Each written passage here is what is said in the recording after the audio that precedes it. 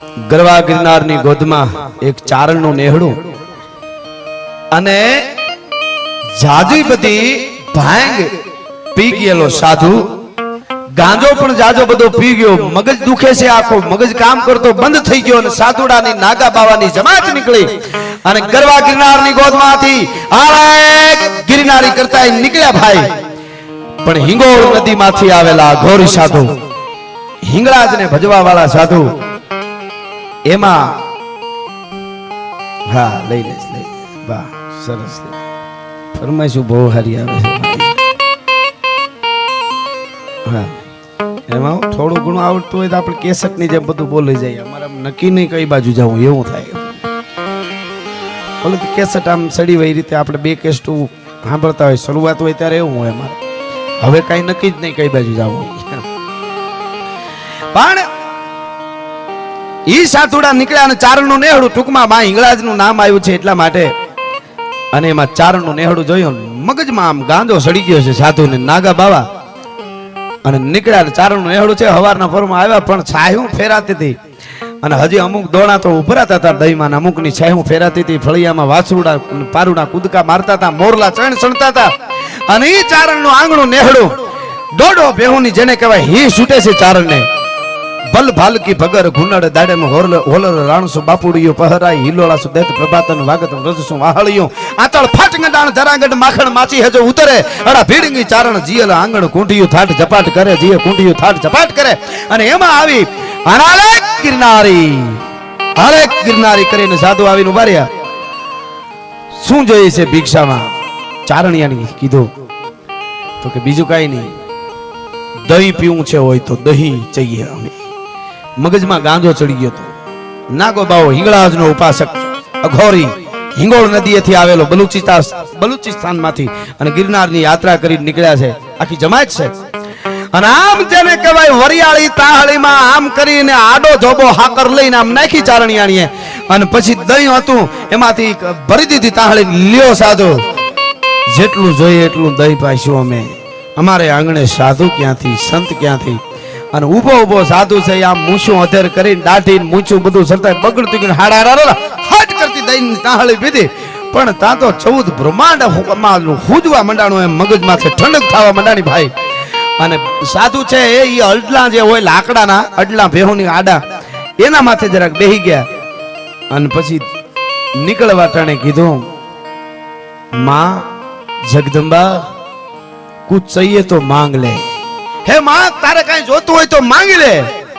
के अमारे काई वांधो नथी, लोबड़ियाळीओनी दया छे, दोढो भेहूं छे, साली 50 गायूं छे, बधुंय छे, खूब हारो छे, अमारे काई जोतुं नथी, हमें चारण आयु तो आपवा वाली. तो के नहीं, मुझे लगता है आपको कुछ चाहिए, मने लागे छे के तमारे काई जोये छे. तो के तो साधु छो? तो के हाँ, હું હિંગળાજનો ઉપાસક સાધુ છું, એક વાર માંગી લ્યો, મૈયા દેને કે लिए તૈયાર હું.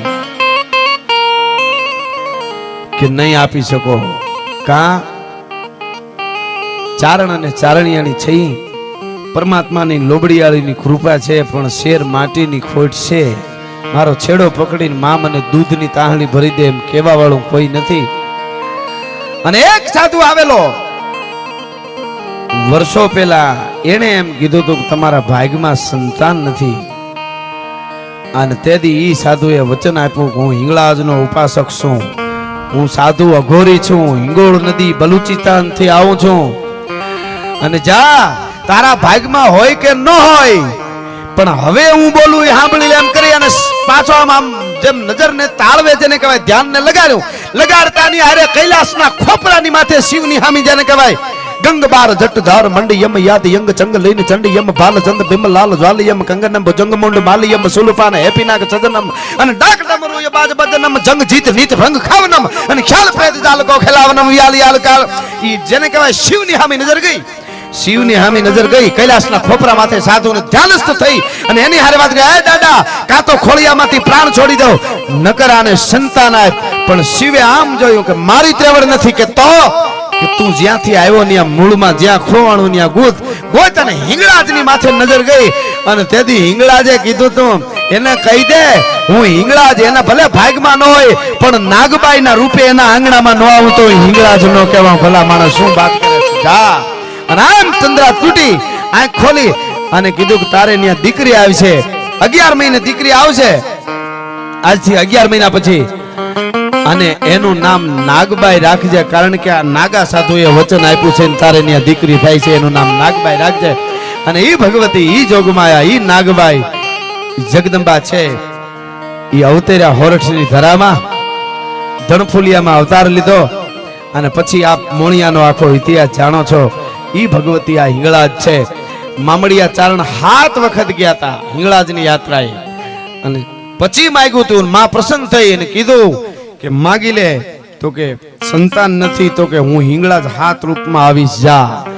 ઈ પણ ઈ હિંગળાજ જ હતી. આવડ કયો તો હિંગળાજ છે, ખોડિયાર કયો તો હિંગળાજ છે.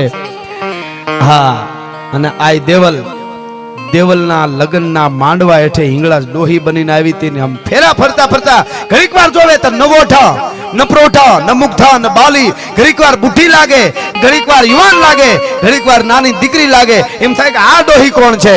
એ દર્શન દઈને હાલતી થઈને ત્યારે આ દેવલે શેડો પકડી લીધો કે હવે હું તને ઓળખી ગઈ છું, હું દેવલ છું. કે શું જોઈએ તારે માંગી લે. કે જાવા નો દો મારા આંગણામાં. તો કે બૂટ બલાલ ને બેચરા 3 રૂપમાં ન આવતો હિંગળા જ નહીં, ભલા માણસ તને વચન આપું છું.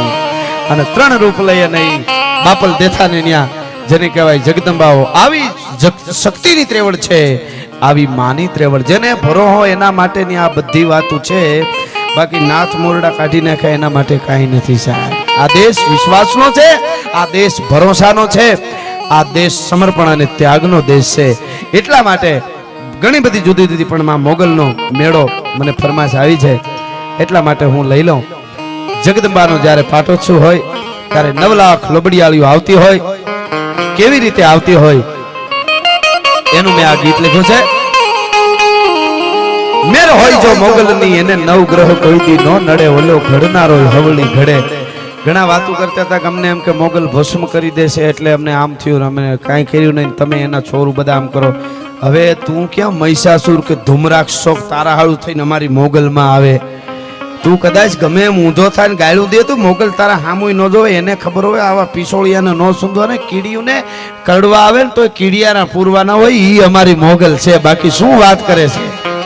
હવે ઈ એમ કેતા હતા બોલો લે અમને એમ કે મોગલ ભસ્મ કરી દેશે, તો તમે કે તમારી મોગલ ને કે તને ભસ્મ કરવા આવે. હા ભઈલા ના લઈ લઉં મારો બાપ, કેમ નહીં. હા એટલે હવે કોઈની એવો વેમ ના કરવો કે આપણે મોગલમાં આપણી છે ને આટલી માને પૂંજી માના ફળા ને આપણે ચારણો, આપણે ક્ષત્રિયો, આપણે પટેલ, જેમાં 18 વર્ણ બ્રાહ્મણ હોય, પટેલ હોય, કુંભાર હોય, બધાય માને છે ને.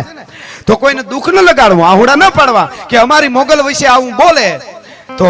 અને આપણે વિરોધ કર્યો એ બરોબર છે પાછો, એમનો કોઈ માનતા કે હું એમ નથી કેતો કે શું કામ કરવો જ જોઈએ ને ભાઈ. આ તો આપણે કાયદાનું કામ કરે, બાકી તો હવે શું થાય. હા હમ કાયર નહીં હે.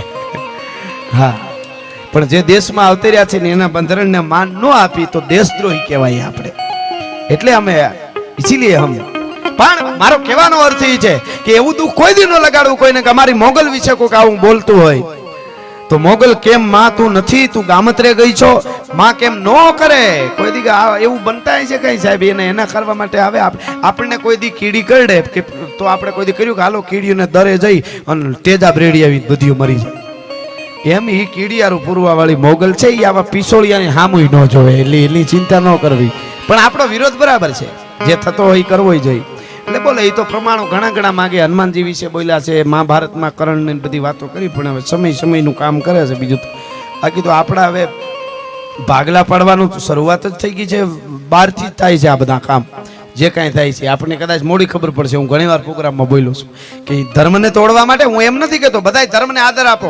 આજ સુધી હું બોલ્યો નહોતો, પણ હમણાં એક પ્રોગ્રામમાં બોલ્યો તો, આજ બીજી વાર બોલું છું કે ધર્મ માટે કંઈક કરવું પડશે. આ શબ્દ કાયમ બોલું છું મારે ને તમારે, પણ એક પ્રોગ્રામમાં બોલ્યો તો બીજી વાર કહું છું કે હવે હિન્દુ ધર્મ બચાવો અને બધાય ધર્મ વધાવો. આપણે કોઈ ધર્મનો વિરોધ નથી કરતા, બધાય ધર્મને વધાવો, પણ હિન્દુ ધર્મ બચાવો. બચાવવાનો વખત હવે આવી ગયો એવું લાગે છે આપણને. કારણ કે કાંઈ ધ્યાન ન દેવી, ગમે એમ થઈ જાય તો ધર્મ માટે શું થયું. જેટલી અહીંથી સુરવીરતાની વાતો થઈ, સંસ્કૃતિની મેં વાતો કરી, દેવાત્મામાં કરી કે તમે કાયમ સાંભળો છો કે પછી તમે રામાયણ સાંભળતા હો કે ગીતા સાંભળતા હો, બધુંય ધર્મ માટે જ બલિદાનો દેવાના છે, ધર્મ માટે જ.